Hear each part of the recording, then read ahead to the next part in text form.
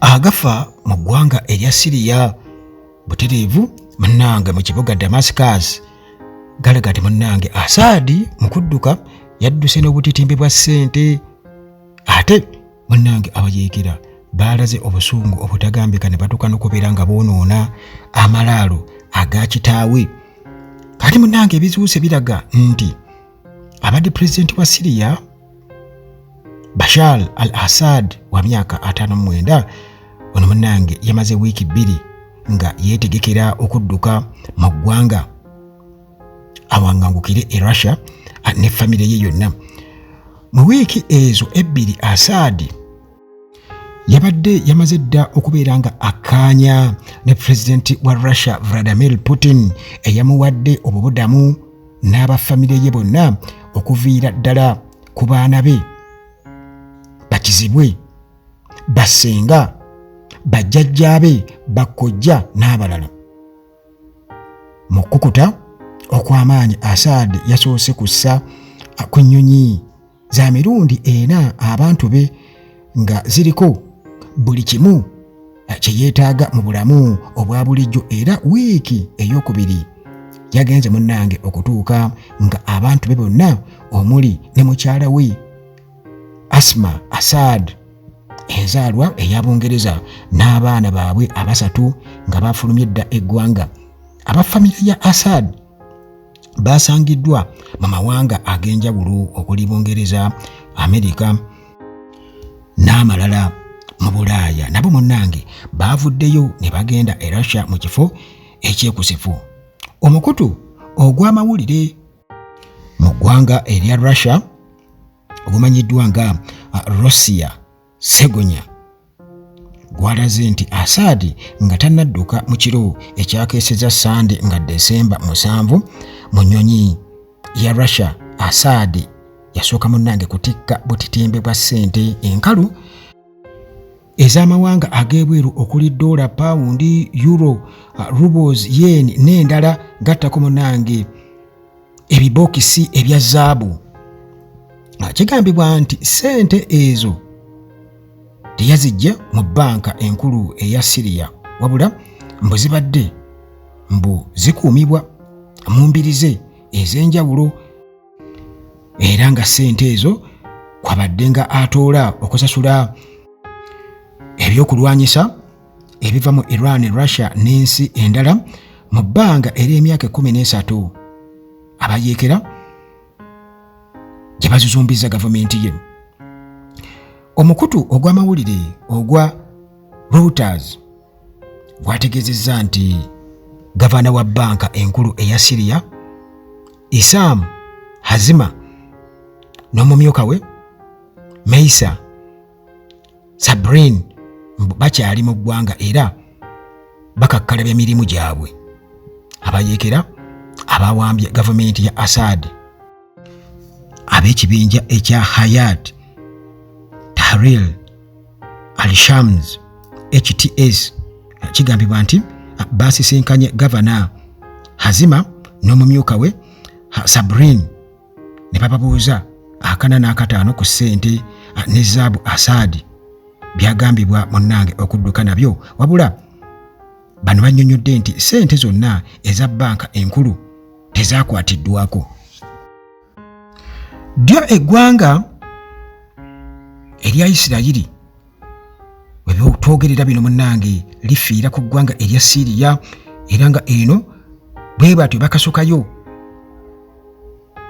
emizinga gye mutasobwa entakera mu nfo ez'enjawulo, era nga munnange bwe bwazibidde olunaku olwokusatu nnaku z'omwezi nga 11 nga yakakola ennumba 480 ku nfo z'amagye aga Siriya okuli emmeeri ennwanyi, enkambi ez'amagye, ennyonyi ennwanyi n'ebirala byonna ebikwatibwako amagye ag'eggwanga eryo.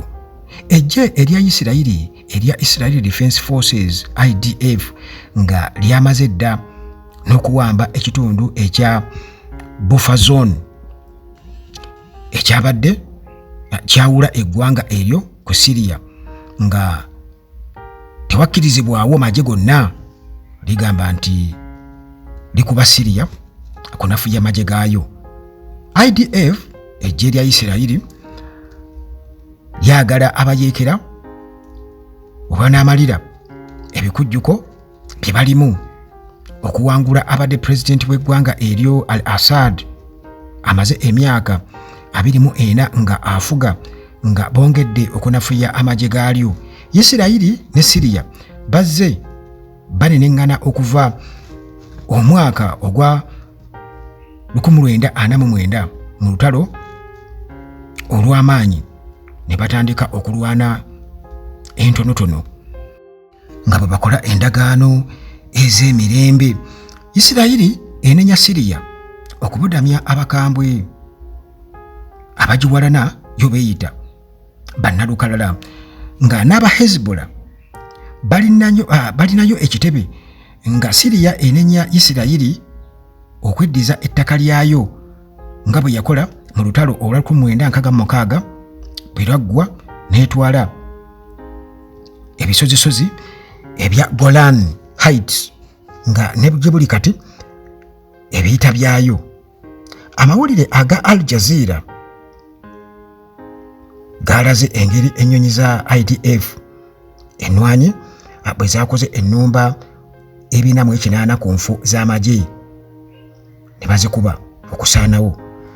Amawulire amalala aga The Guardian gaalaze ennumba zonna ezo ezakoleddwa mu ssaawa 48 zokka nga bamaliriza buli kiyitibwa enkambi ey'amagye ga Siriya etegeerekeka nga ebadde tetaaguddwa mu lutalo Assad lwamazeemu emyaka 13. Baakubye n'eddipo ez'ebyokulwanisa ne zisirikka n'ebyamu. Minisita wa Isirayiri ow'ebyokwerinda Israel Katz eyabadde ku nkambi ey'eggwanga lye ku mwalo ogwa Haifa yagambye nti bakuba Siriya okunafuya abazze mu buyinza okubulwa amaanyi agawagira bannalukalala. Omwogezi wa ssaabawandiisi w'ekibiina eky'amawanga amagatte ekya United Nations Antonio Guterres yavumiridde Isirayiri okukozesa obutali butebenkevu mu Siriya okwezza ebimu ku bitundu byayo nga yeerimbika mu kulwanyisa bannalukalala beetannalabako. Mu buufu bwe bumu munnange mu kibuga Damascus abayeekera ababwambye pulezidenti wa Siriya Bashar al-Assad baamulaze obusungu bwe balumbye amalaalo ga kitaawe ne bagakumako omuliro.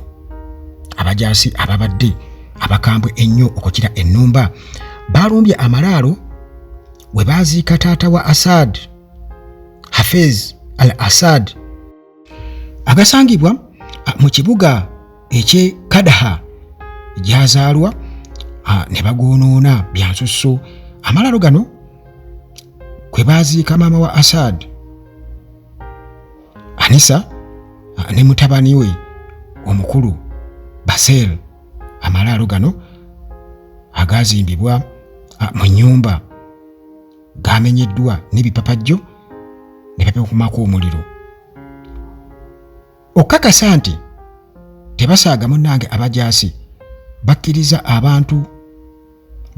abantu abamu ku bo ku kyalo ne babeerawo nga bakola effujjo lino basobole okubeera ng'obujulizi munnange busigalayo mu kibuga Kadaha nti abayeekera bakyekola ku lunaku olwo sanga omuzeeyi ng'akunyumiza nti ayayayayaya.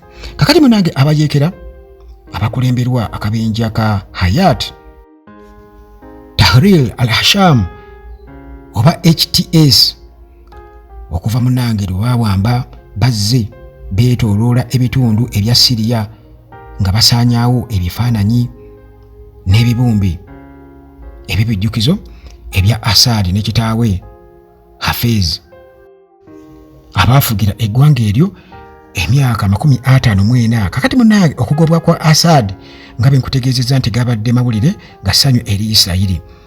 Bano baasindise dda amagye gaayo ne gasinga mu kitundu ekibaawula ne Siriya ekitaliiko bwannannyini oba kyoyita no man's land. Amawanga okuli Bufalansa, Qatar ne Egypt bano bavumiridde ekikolwa kino Isirayiri kye yakoze ekyokusembeza amagye era ne bagisaba mbu ereme kukozesa butabanguko buli Siriya okutuukiriza ebiruubirirwa byayo ebyokweyagaliza.